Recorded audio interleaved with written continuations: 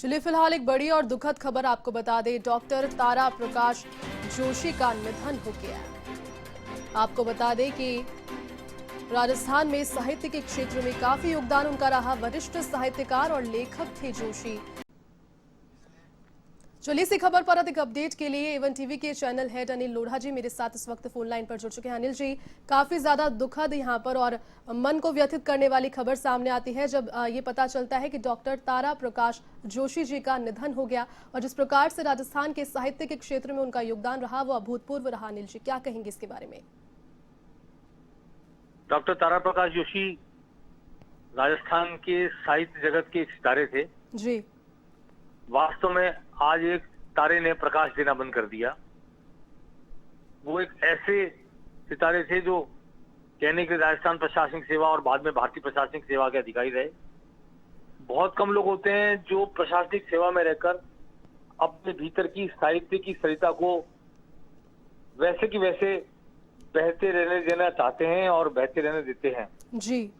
तारा प्रकाश जोशी उन लोगों में से एक थे जो जयपुर में सिटी मजिस्ट्रेट भी रहे, राजस्थान के डायरेक्टर स्कूल एजुकेशन रहे, बड़े बड़े कई पदों पर रहे जहां पर कठोर फैसले लेने पड़ते हैं ऐसे पदों पर भी रहे। लेकिन उन्होंने अपने भीतर जो चट्टानों के बीच एक सरिता बहती रहती है, साहित्य की सरिता, कविता की सरिता, उसको कभी भी बाधित नहीं होने दिया, प्रतिबंधित नहीं होने दिया, रोका नहीं उन्होंने। मैं यहाँ पर याद दिलाना चाहता हूँ तारा प्रकाश जोशी बहुत ही विलक्षण गीतकार थे और उस जमाने के थे जब कर्पूर चंद कुलिस जो राजस्थान पत्रिका के संस्थापक संपादक थे, उन्होंने कविता लिखना शुरू किया।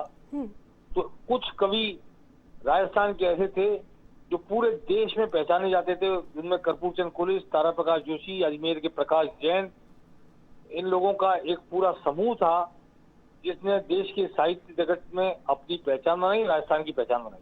जी। 1956 में राजस्थान में जब बहुत भयंकर अकाल पड़ा था तो तारा प्रकाश जोशी की पहल पर ही वहां तत्कालीन मुख्यमंत्री ने राजस्थान के कुछ कवियों को अकालग्रस्त क्षेत्रों का दौरा करवाया और अकाल पर कविताएं लिखवाई और फिर वो कवि सम्मेलन के माध्यम से पूरे देश के राजस्थानियों को राजस्थान से जोड़ने और अकाल राहत कार्य चलाने के लिए साधन उपलब्ध कराने का माध्यम बने कवि।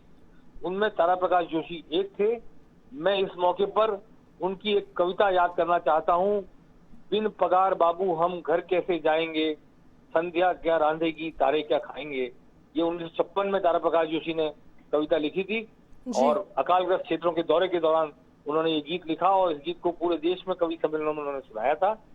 और एक लेफ्ट विचारधारा के कवि थे, वामपंथी समाजवादी विचारधारा के, और उनका एक क्रांति गीत मैं इस मौके पर याद करना चाहता हूं जो बहुत विलक्षण गीत था जिसमें उन्होंने लिखा कि क्रांति क्या होती है, तो उनका चूहों ने बिल्ली के सीने में खंजर घोंप दिया। ऐसी विलक्षण उपमा देने वाले कवि आज हमारे बीच नहीं रहे। मैं एवन टीवी की ओर से भी उनको नमन करता हूं और राजस्थान के साहित्य जगत में एक अभाव हो गया है।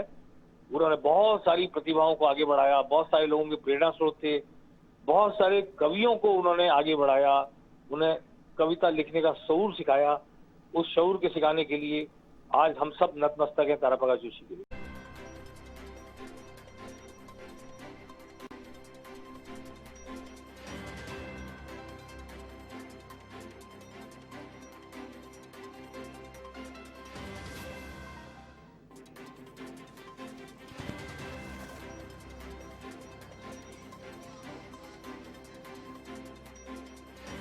इस प्रकार से एवन टीवी के चैनल हेड अनिल लोढ़ा जी को आपने सुना, जिस प्रकार से उन्होंने उनके व्यक्तित्व की जानकारी यहाँ पर दी। राजस्थान साहित्य अकादमी के द्वारा 2013 में उन्हें सम्मानित किया गया। डॉक्टर तारा प्रकाश जोशी हालांकि अब हमारे बीच नहीं रहे।